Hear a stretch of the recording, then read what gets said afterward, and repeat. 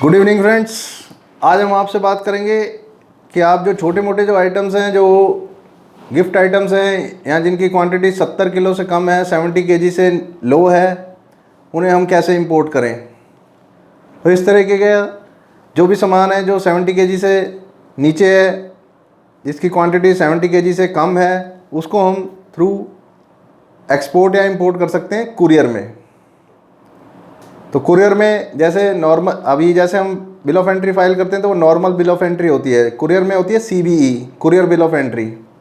तो ये मैं कंसाइनमेंट के लिए आपको बता रहा हूँ कि कंसाइनमेंट के लिए हम जैसे जैसे कोई छोटी कंसाइनमेंट मंगाते हैं जिसकी 70 किलो से कम है जिसका वेट, तो उसको हम CBE में फ़ाइल कर सकते हैं। ये कुरियर इंपोर्ट एक्सपोर्ट रेगुलेशन 2010 के अंडर आता है।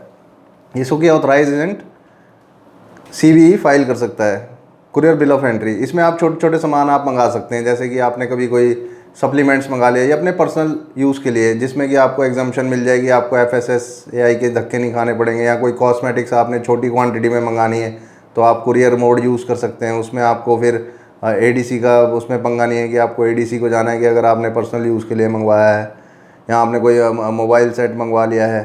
लेकिन ड्यूटी तो उसमें आपको पे करनी पड़ेगी, लेकिन आपको ये है उसमें ये सहूलियत आपको मिल जाएगी कि आपको ये जो फालतू की जो NOCs हैं, जो कई तरह की जो एजेंसीज़ जो इन्वॉल्व हो जाती हैं, जिनके लिए कई गुड्स के लिए जो एप्लीकेबल होती हैं एजेंसीज़, जैसे प्लांट एंड क्वारंटाइन या FSSAI की NOC, खाने पीने के सामान के लिए कोई और एजेंसी की NOC। तो अगर आप पर्सनल यूज़ के लिए मंगवा रहे हैं तो आप कुरियर मोड को यूज़ कर सकते हैं। उसमें आपको इन सारी चीज़ों से एग्जम्पशन मिल सकती है। तो आप कोई गिफ्ट आइटम है तो वो गिफ्ट आइटम भी आपको ड्यूटी फ्री आपको मिल सकता है, लेकिन उस गिफ्ट आइटम की कॉस्ट जो है 5 to 10,000 रुपीज़ होनी चाहिए। अगर 5 to 10,000 रुपीज़ से वो अबव का है तो then you are liable to pay the duty on those goods. अगर उससे कम का है तो कोई प्रॉब्लम नहीं है इसमें। तो कुरियर बिल ऑफ एंट्री का यही एक सबसे अच्छी बात इसमें यही है कि आप इस courier bill of entry mode use कर सकते हैं। आप स्पीड पोस्ट भी यूज़ कर सकते हैं। स्पीड पोस्ट में आप छोटे छोटे गिफ्ट आइटम या कुछ और आप छोटा सामान आप मंगवा सकते हैं, जिससे कि आपको तरह तरह की एजेंसीज़ की NOCs की आवश्यकता नहीं पड़ेगी। तो ये एक इजी मोड है, लेकिन आप उसमें ये ज़रूर देखिएगा कि आपका जो ऑथराइज़ कुरियर एजेंट है वो मतलब कि कस्टम से ऑथराइज़ होना चाहिए।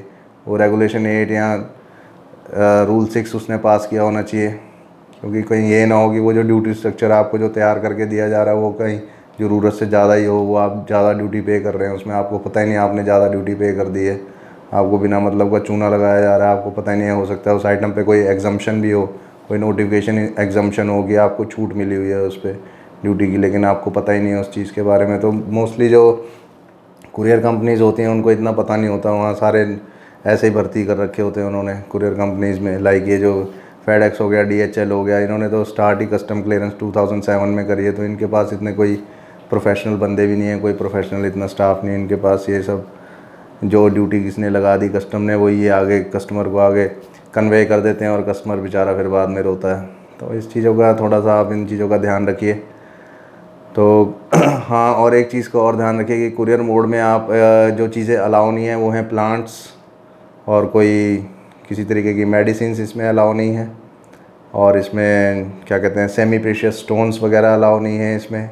यहाँ कोई गवर्नमेंट की स्कीम के जो पेपर होते हैं जैसे 100% EOU या EPCG वगैरह, वो इसमें कुरियर बिल ऑफ एंट्री में अलाउ नहीं है। उसके लिए आपको normal bill of entry he file करनी पड़ेगी एजेंट हायर करके।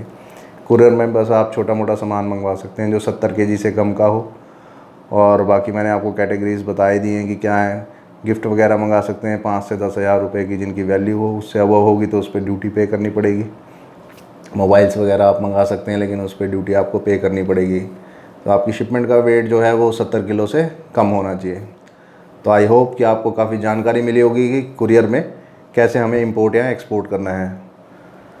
तब तक के लिए दोस्तों धन्यवाद, जय हिंद, मिलते हैं अगले वीडियो में। शुक्रिया।